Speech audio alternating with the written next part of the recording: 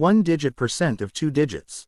In this section, we will discuss the left to right for calculating single-digit percentagee of double-digit numbers.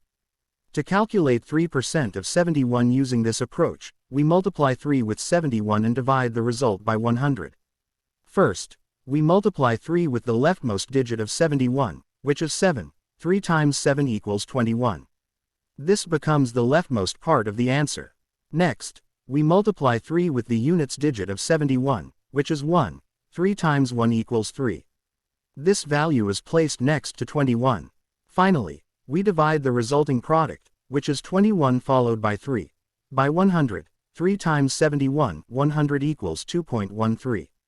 So, 3% of 71 is equal to 0.213. Example 2. Let's now calculate 6% of 92 using the same method. This example involves handling the carry. We multiply 6 with the tens digit of 92, which is 9. 6 times 9 equals 54.